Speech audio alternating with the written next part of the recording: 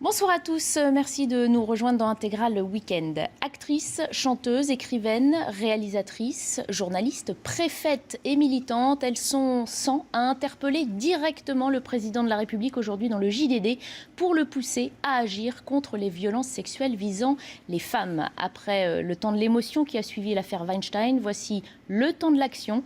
Par où commencer? À quoi faut-il s'attaquer afin que les enfants d'aujourd'hui ne deviennent pas les harceleurs de demain? On en discute avec nos invités présents sur ce plateau. Clara Gonzalez, bonsoir. Merci d'être avec nous. Vous êtes militante féministe, co-initiatrice de cet appel lancé dans le JDD et aussi à l'origine du numéro de téléphone anti-relou dont on a beaucoup parlé dans l'actualité récemment. Face à vous, Maxime Rodziewski, cofondateur de la Fondation des femmes. Et puis à vos côtés, maître Maud Beckers. Bonsoir. Bonsoir. Vous êtes avocate spécialiste en droit du travail et des discriminations au travail. Alors, Clara Gonzalez, je me tourne vers vous. Vous faites partie des signataires, vous faites partie de celles qui ont initié cette tribune. Vous demandez, entre autres, en tout premier lieu, des moyens financiers pour aider les associations à lutter dans ce domaine. Est-ce que l'argent peut vraiment faire avancer la cause ? Oui, aujourd'hui, il y a encore plus de 200 femmes qui sont victimes chaque jour en France de tentatives de viol ou de viol. C'est trop, c'est des chiffres qui peuvent donner un peu le vertige, mais nous, ce qu'on porte comme message, c'est que ce n'est pas une fatalité. Et qu'aujourd'hui, le gouvernement, en mettant les moyens, et c'est pour ça qu'on s'adresse à Emmanuel Macron, on a besoin que ça atteigne le plus haut niveau du gouvernement aujourd'hui. En mettant les moyens, on peut faire changer les choses. Donc on lui demande un plan d'urgence pour lutter contre les violences faites aux femmes.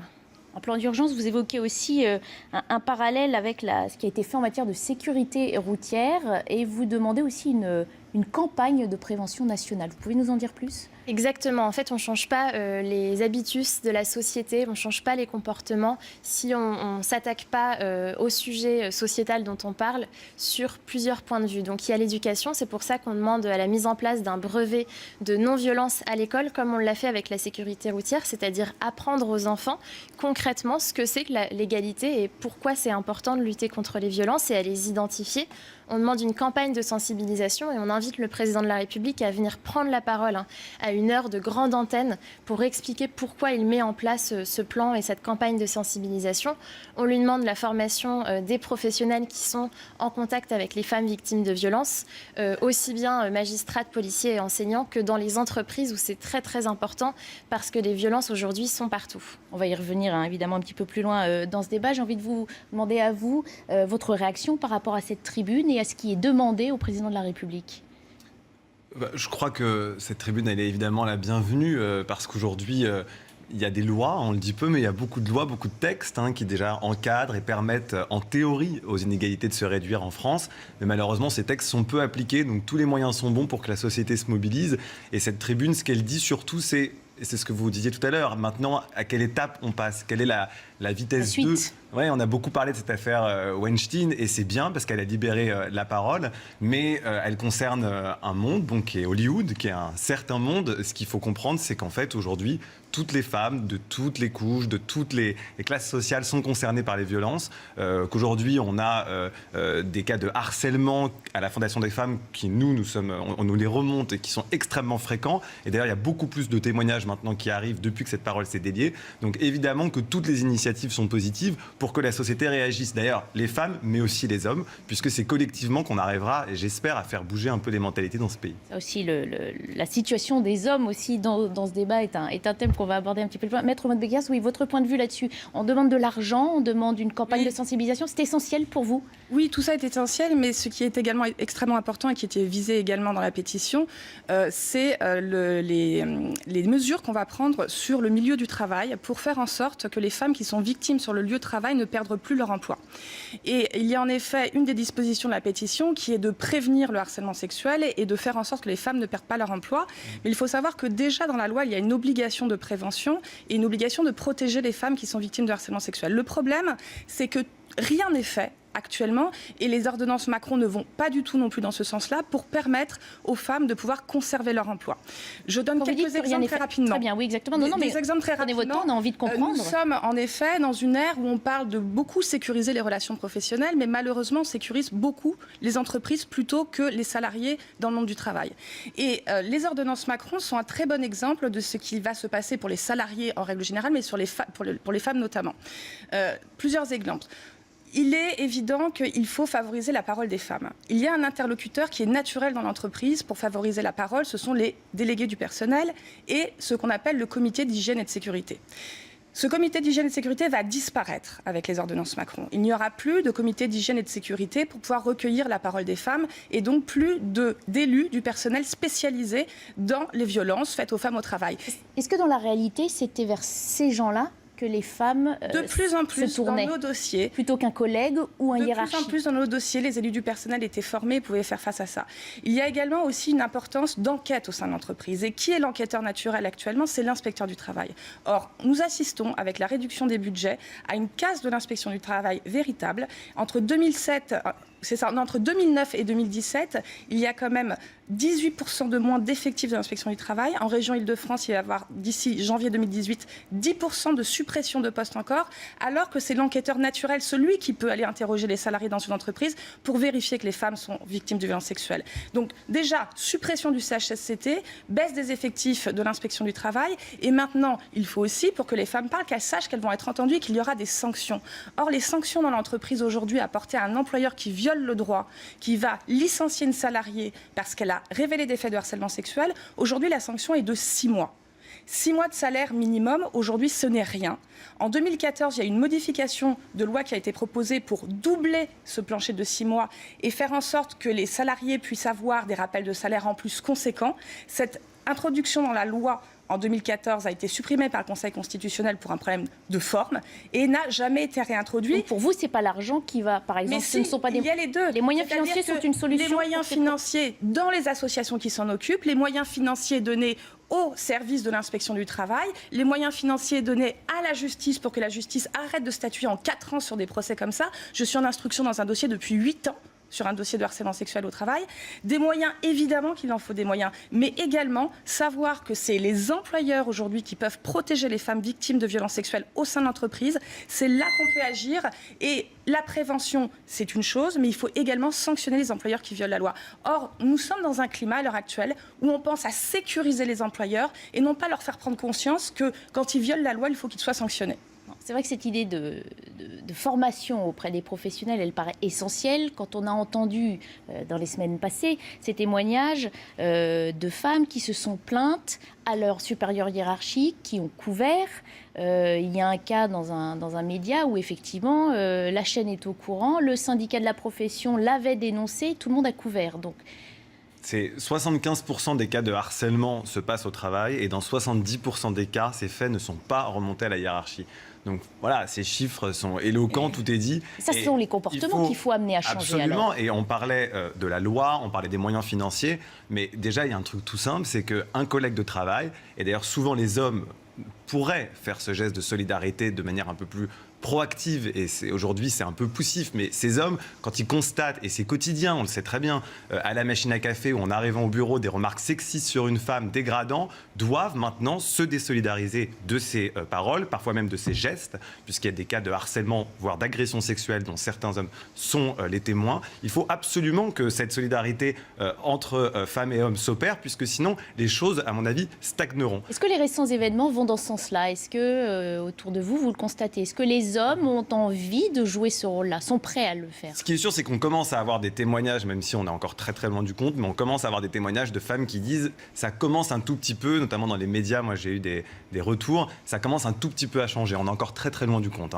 Mais s'agissant des hommes, je crois qu'il y a une petite prise de conscience, parce que beaucoup d'hommes commencent à se dire tiens, ça pourra arriver à ma femme, ça pourra arriver à ma fille, ça pourra arriver à ma sœur, même s'il faut d'abord être solidaire des femmes de manière générale, sans se dire ah bah tiens, ça pourra arriver dans ma petite famille. Il faut de base que cette solidarité s'exerce. Mais il y a cette prise de conscience et peut-être qu'on est en train d'assister à un petit basculement, mais il y a encore beaucoup d'efforts à faire. Clara González, c'est un appel de femmes aujourd'hui au président Macron. Est-ce que vous avez essayé d'inviter des hommes à vous suivre ou c'était pas prévu ?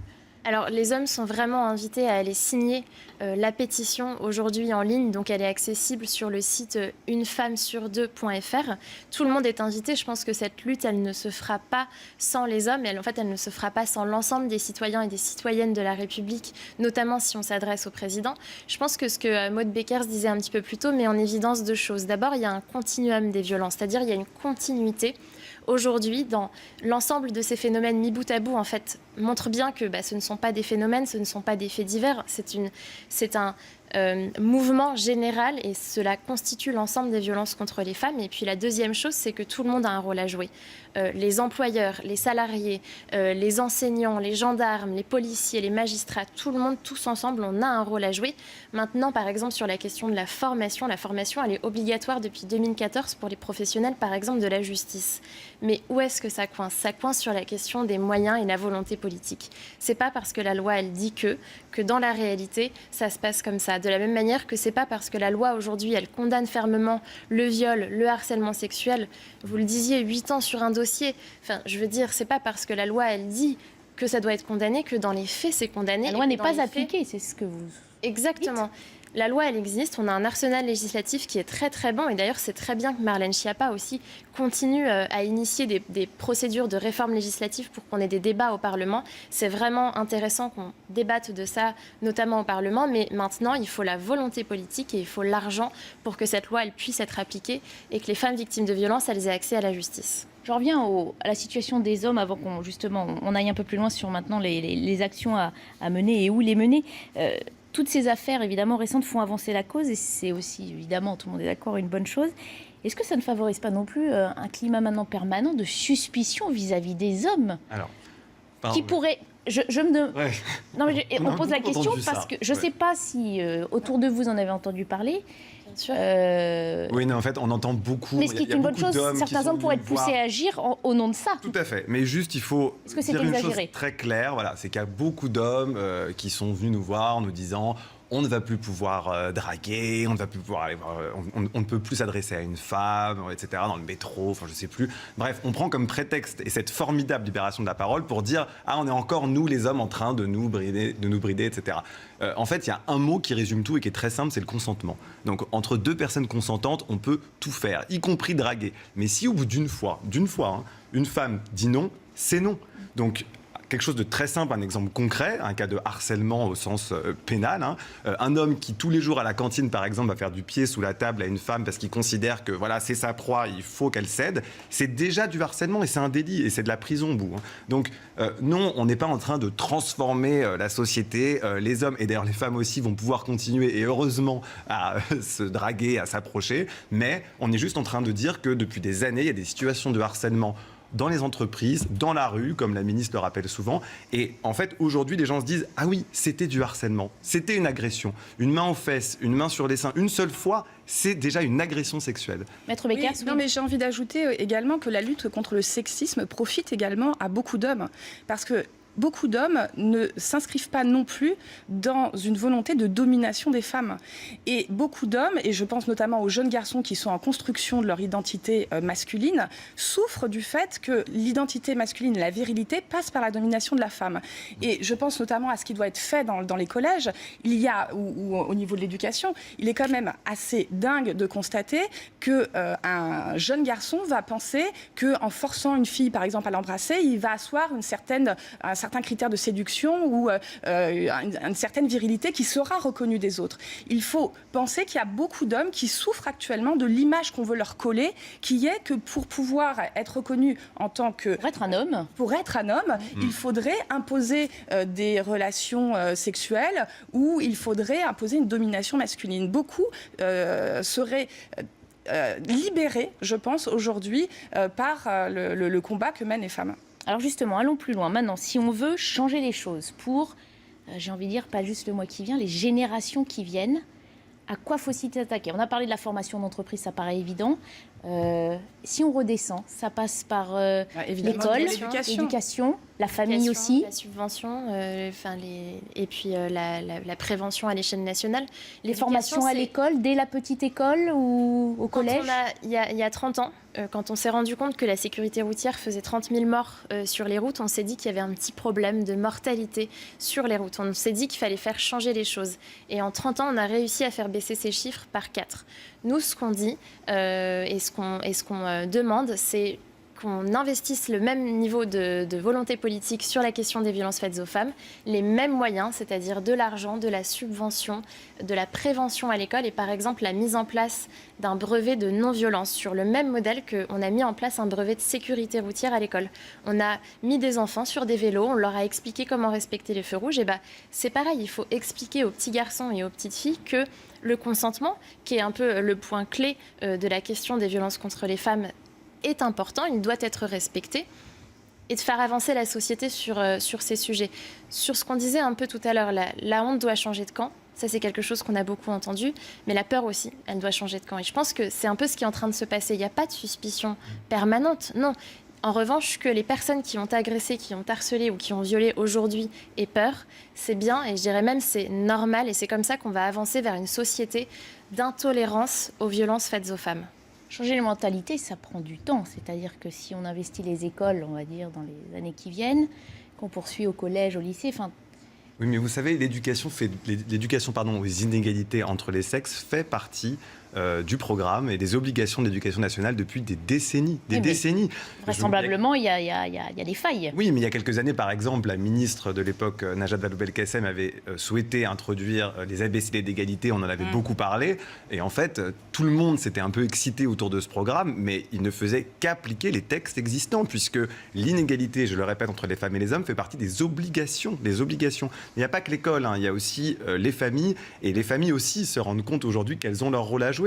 Que malgré nous, mais toutes les familles, on reproduit souvent des stéréotypes dès la plus petite enfance. Il y a des exemples, effectivement. On a entendu ces dernières semaines aussi des gens s'interroger sur des choses qui nous semblent anodines. Mais est-ce que ça ne commence pas par apprendre à un petit garçon qu'on ne soulève pas la jupe d'une fille dans la cour de récréation? Il y a des choses qui paraissent toutes bêtes, mais qui peut-être chez certains prennent des proportions. Est-ce que vous pensez que ça commence effectivement dans la cour de récré?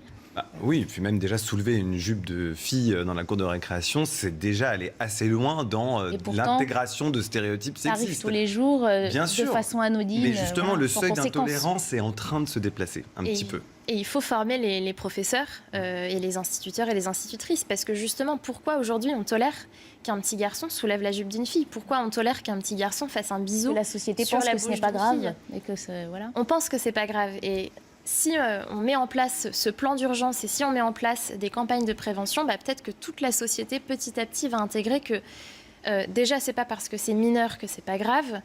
Si c'est grave, et en fait ça fait partie de petit à petit ce processus d'intégration des stéréotypes sexistes et des violences dans la société. Juste, pardon, d'un mot, pourquoi on parle par exemple autant de l'école? C'est vrai, beaucoup de parents se disent, mais ça c'est la sphère privée, il ne faut pas toucher aux enfants, c'est l'éducation, c'est les familles. Mais j'ai envie de poser justement la question, pourquoi des années après, les femmes sont systématiquement moins au poste à responsabilité? Pourquoi il y a des violences qui sont faites aux femmes qui stagnent, qui voire même augmentent, alors qu'on est censé être un pays progressiste, qui défend les droits humains?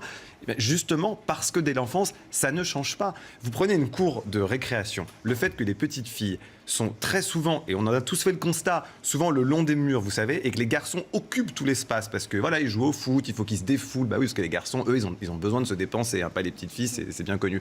Là, on est déjà dans une espèce de mécanique qui fait que les petits garçons assoient leur domination sur les petites filles. Pour devenir des hommes, comme on attend d'eux plus loin. Oui, comme c'est exigé aussi dans certaines familles. C'est-à-dire que le problème est aussi dans les familles. Quand on apprend à un garçon qu'il n'a pas le droit de pleurer parce qu'il montre une fragilité, ou quand on dit à un garçon qu'il doit s'orienter plus facilement dans les sports de combat ou dans le foot plutôt que dans le chant ou la danse, les familles assoient également cette image de l'homme qui devrait être viril et qui la société attend quelque chose. Et malheureusement, en effet, l'école reproduit quelquefois cette difficulté. Et je disais aussi, il faut apprendre aussi aux petites filles à se défendre. Parce que trop souvent, on leur dit qu'il faut qu'elles se taisent et qu'elles aillent rapporter éventuellement la parole, mais elles ont le droit aussi de se défendre. Je pense à une anecdote racontée dans mon cabinet il y a très peu de temps. Une petite fille, parce qu'elle se faisait maltraiter en classe, touchée par son camarade de classe en 5e, traitée de tous les noms, a fini par lui mettre du Tipex sur la joue. Et la petite fille a été changée de place avec un mot dans son cahier parce qu'on ne résout pas les problèmes par la violence. Mais ce qu'elle subissait était une violence physique et verbale constante, et c'est elle qu'on a punie. À nous tous de réfléchir à ce débat. Merci beaucoup d'avoir été nos invités pour avancer un petit peu plus loin. Restez avec nous sur CNews. Tout de suite, un nouveau rappel de l'actualité avec Éric Morillo.